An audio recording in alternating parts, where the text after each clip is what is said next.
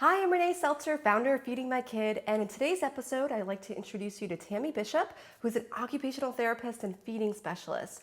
So she's going to be able to answer your questions that we often get through Facebook and on the website. So I'm really excited to introduce her. So she's going to go through and just answer a variety of questions, provide insights that we don't often have, and just being an occupational therapist, she's going to be able to see and help us understand, when is it that you need to see an occupational therapist? I'm so excited to be covering all these topics with her, and let's get started. When do you need to find an occupational therapist? And usually I tell parents when a child's having an issue that is interfering with their everyday life, that's the time that you need to seek out help. I often tell parents who have mild concerns that if their child is still able to function fairly well and within the average range and have good days and be able to do what they want to do, that really the small issues aren't a big deal and you really don't need therapy for that. There are parents though who want to be on top of even small issues and do seek out occupational therapy, and that's not a problem because we can help children who have minor difficulties. When a child has a more significant difficulty and it does interfere with their day, like I mentioned, we strongly recommend occupational therapy or possibly a different therapy. It's great to contact an occupational therapist and speak with them and find out what the next best step is. So is there a amount of foods that go into normal? So if a child only eats 4, I definitely always hear parents saying, my kid only eats bread and chicken nuggets. So what would you say? Is that a normal behavior? No, that's not normal. Children should eat a variety of foods, regardless of their age. There are periods in a child's development where they are a little more picky, but they usually do have a fairly decent repertoire of foods, vegetables, fruits, starches, and proteins. So what would you say if that's the 2 foods they eat? I would recommend feeding therapy. So some of the things that we talked about were, sometimes it's occupational therapy, but sometimes it's a medical condition. So if a child is gagging or throwing up, what do you normally recommend first? The first step is to make sure that the child is medically cleared for feeding therapy. There is an example of a child I worked with a year ago who at 12 months of age was having frequent vomiting and gagging during all meals, snacks and regular meals. And so I was called into the classroom to observe the child, and indeed he was having trouble handling his food. So I recommended to the teacher that to have the family see the pediatrician. And the family did follow through, and the pediatrician said, don't worry about it, he'll outgrow it. That didn't sit well with me because I thought a child at 12 months of age should not be gagging and vomiting several times a day. That's pretty damaging on the esophagus. So I recommended a second opinion, and I recommended a GI, a gastroenterologist, appointment for the family to see what that doctor thought. And sure enough, they discovered that the sphincter between the stomach and the esophagus was too small, and so that the child's tummy wasn't able to clear the food in a timely manner so that as the child continued to eat, the food could flow through. And so that's what was causing the gagging and the vomiting. So with proper medication and some feeding therapy, the child is doing very well now. Exactly. So, that's one of the things where, you have to clear your child for medical issues.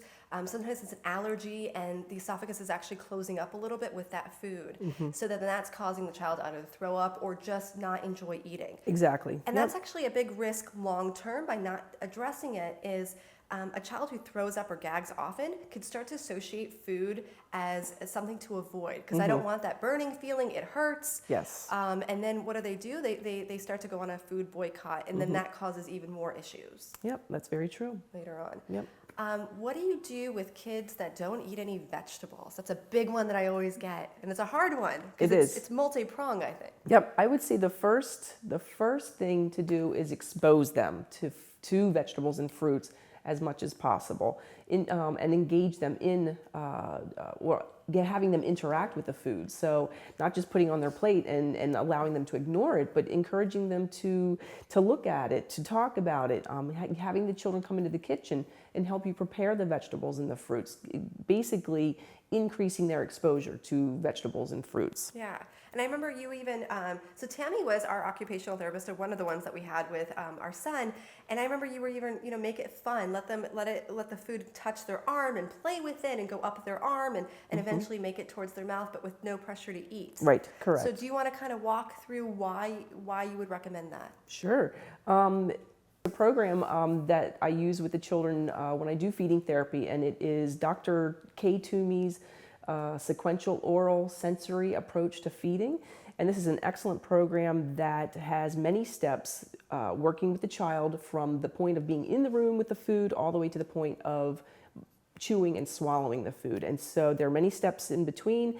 And what I do with the children is basically follow these steps to eating. So we start out being able to tolerate the food near us. We work toward tolerating the food on us. Then we work toward tolerating the food closer to our face. And so this progression helps the children become more trusting of the food, more trusting of the adult, because there's never ever a demand put on the child to do anything that they're not ready to do yet.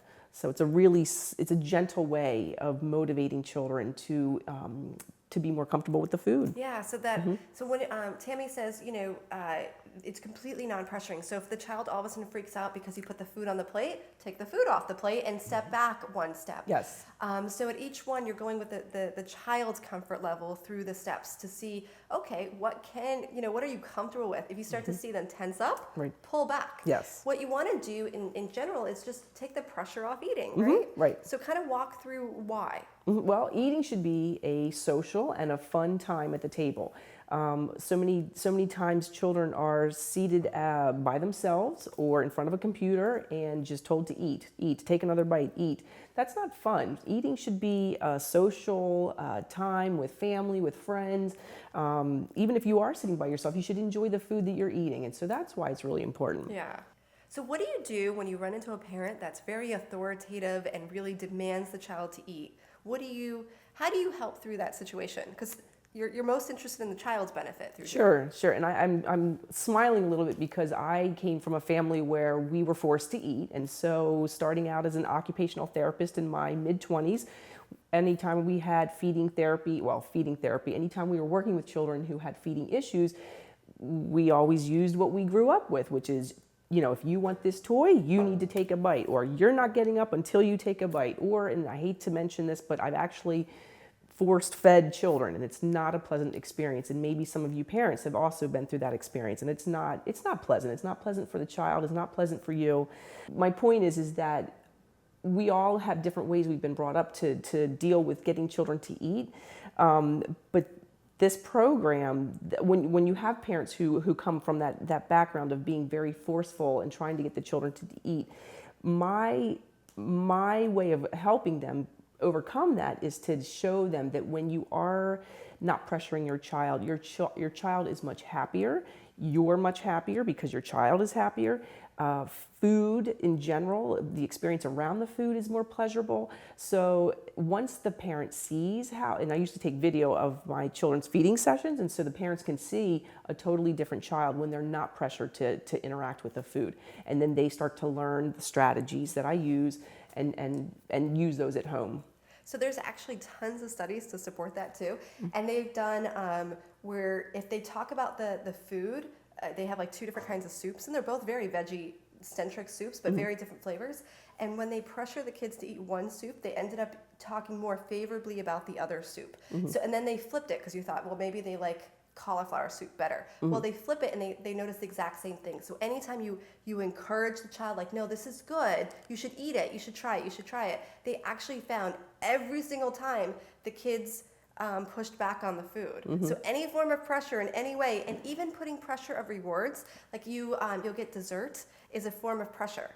So kids actually will end up eating less, or you're training your next set of lawyers as they negotiate, I will eat 2 green beans for 2 cupcakes. Yes.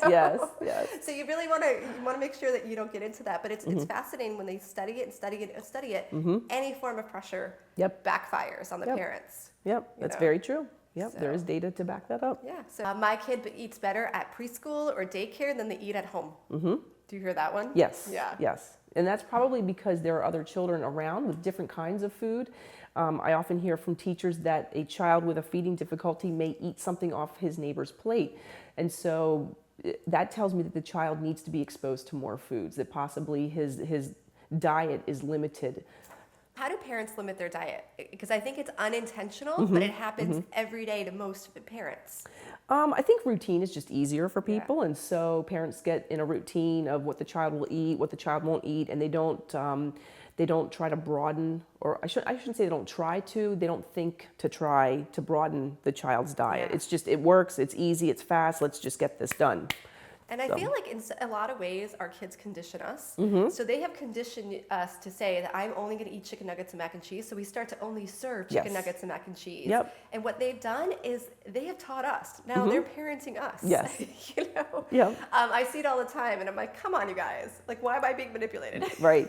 Yep. And By 2-year-olds. Yes. Okay, so what other types of advice can you give parents out there? Well, we talked about no pressure at the table, exposing to a lot of variety, fruits, vegetables, proteins. If you need ideas, go online. You can get lots of information there.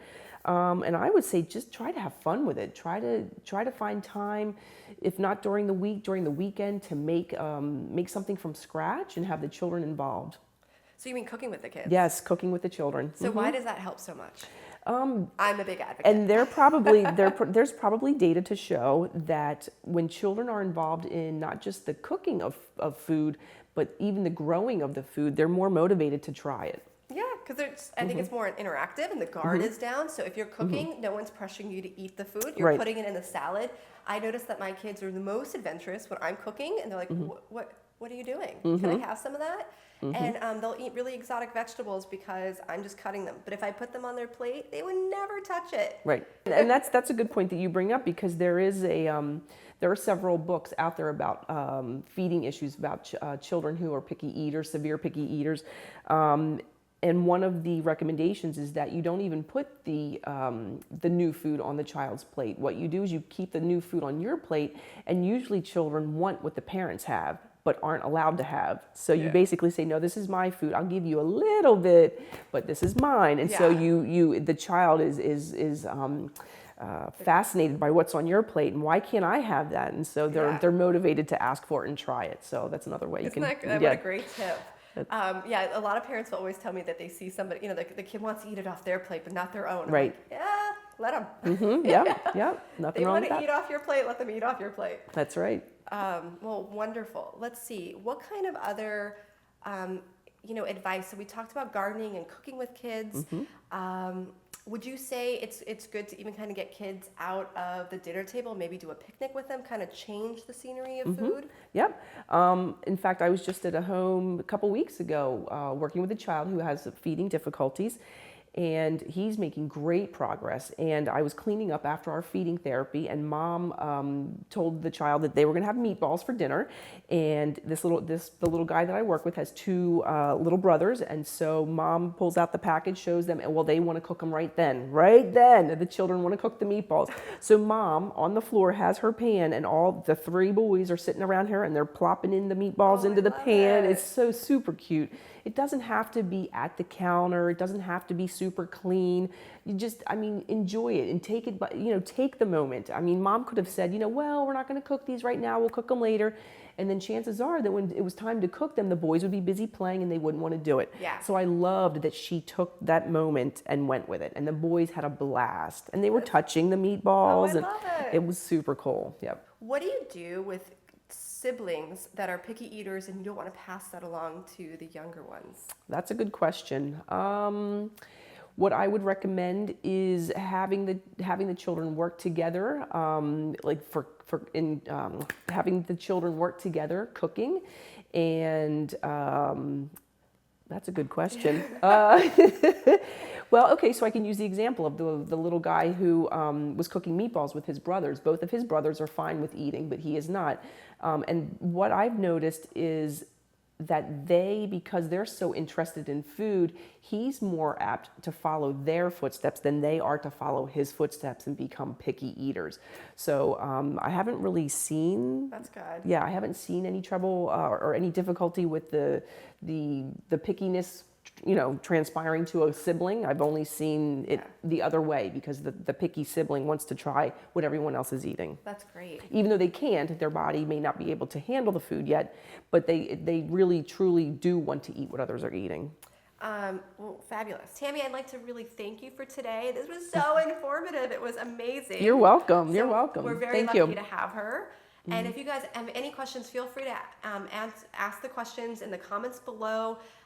So we'll shoot them back to Tammy and see if she has any additional advice for you. She has amazing articles on feedingmykid.com, so make sure you check that out. We have tons of articles and ideas on Pinterest, and we share them on Twitter and Facebook, so be sure to follow all of that. And we look forward to our next series. Thank you. Thank you. I look forward to hearing from you. All right, have a good one. And if you're in the Orlando area and you need an occupational therapist, Tammy is your gal. No, thank you. Thanks, Renee. All right, thanks everyone.